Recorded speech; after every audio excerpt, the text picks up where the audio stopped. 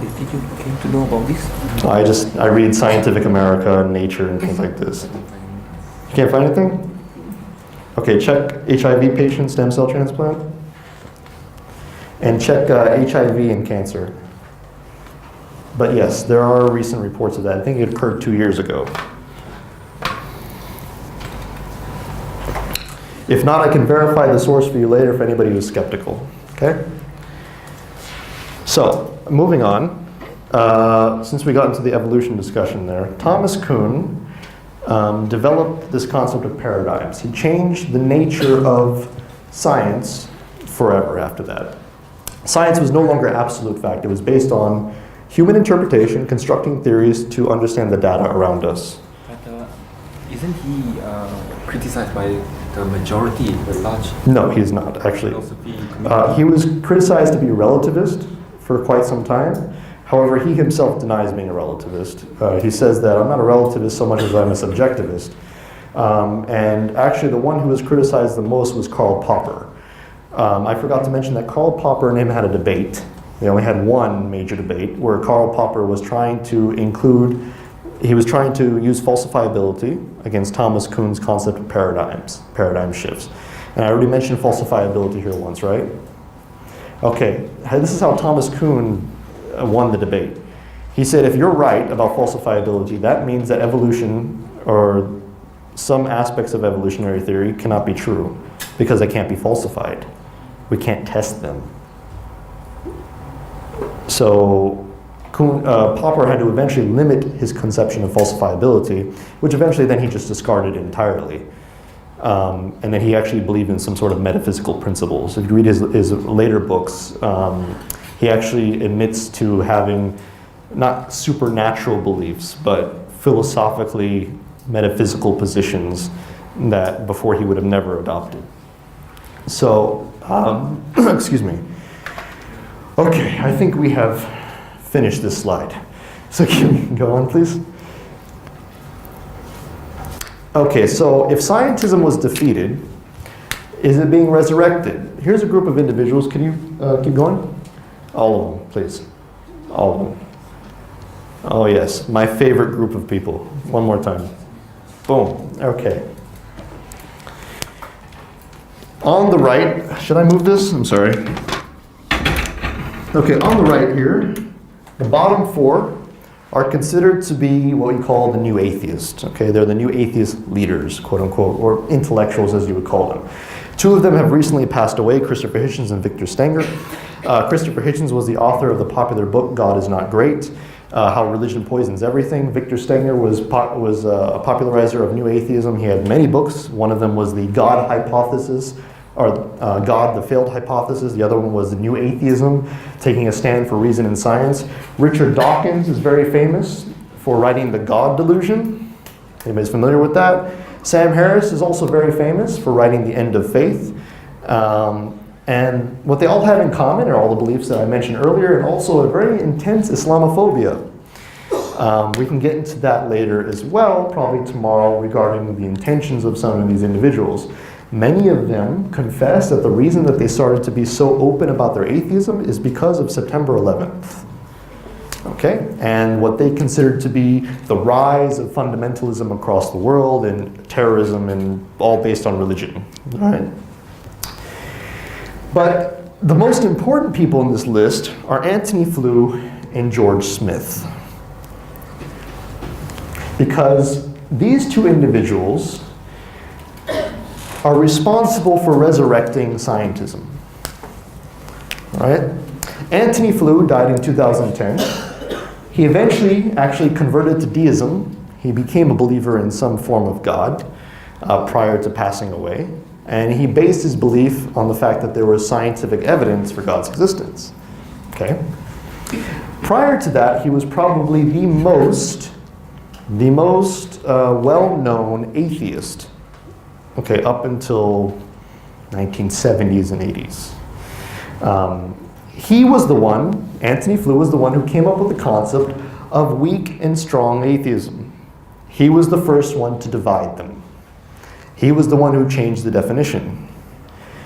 He was the one who said that an atheist is one who lacks a belief in God. And they are justified in lacking belief in God until evidence is given to them to change their opinions. Okay, so he was the first to do this. Now, George Smith comes into the picture a little later. George Smith attended one of Antony Flou's lectures. Okay? And he is not as well known as a philosopher, but his ideas are the reason for the four below. He took Antony Flou's opinions about lack of belief a little farther, and he took his views of evidence also a little farther. And before I go on, I need to mention one more thing. Antony Flew came up with one principle for evidence. He said that the only type of evidence that could possibly occur, at least in his mind, would be from the natural world. And this was his principle, is that he said the reason why is because human beings can only understand their own habitat, where they live, okay, and where they're from. And we have limited resources, right? We can only understand and explain things based on our natural environment, right?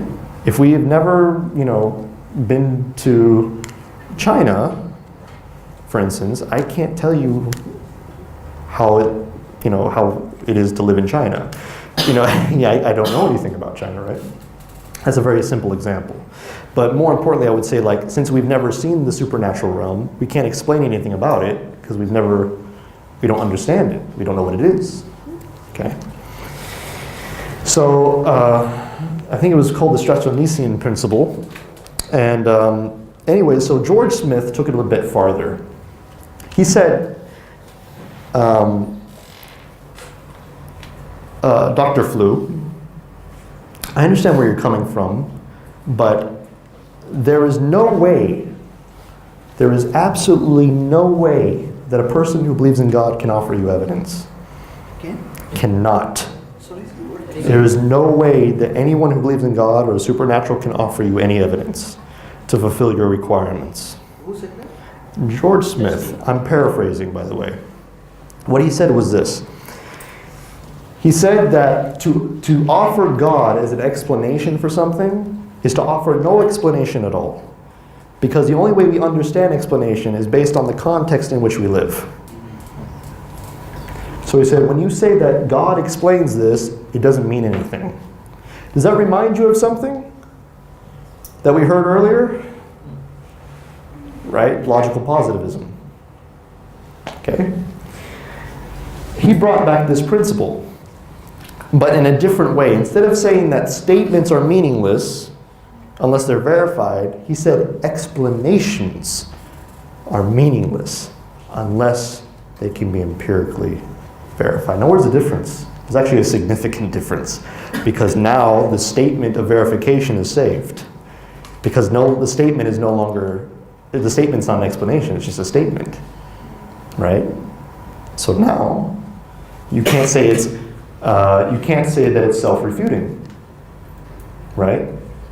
So he changed basically the verification principle from all statements, any statement is meaningless, no statement has meaning unless it can be empirically verified. He changed that to no explanation. No explanation can have meaning unless it can be empirically verified. Clever, right? Oh, he made a lot of people angry. It's very bad. He started to annoy some people after that. And since then, Sam Harris, Richard Dawkins, Christopher Hitchens, and Victor Stenger, and I'm sorry that the display is not working. I believe that there is a slide in there that shows all the information that I'm talking to you about, so I'll give it to you later so you can verify yourself what I'm saying here. Sorry. I'm just kidding, I'm playing with you. So Sam Harris, Richard Dawkins, Christopher Hitchens, and Victor Stenger basically say that religion is irrational because there's no evidence. Okay? There's no evidence. There's no scientific evidence. And at the same time, they say God is a scientific hypothesis. Right? But then they tell you that unless something can be scientifically proven or justified in a way, we have no reason to to listen, basically, to understand or try to understand what you're saying. Okay. Now here's the problem. They know that a theist, or somebody who believes in God, okay, believes that God is outside the bounds of time, space, physical properties, right? They know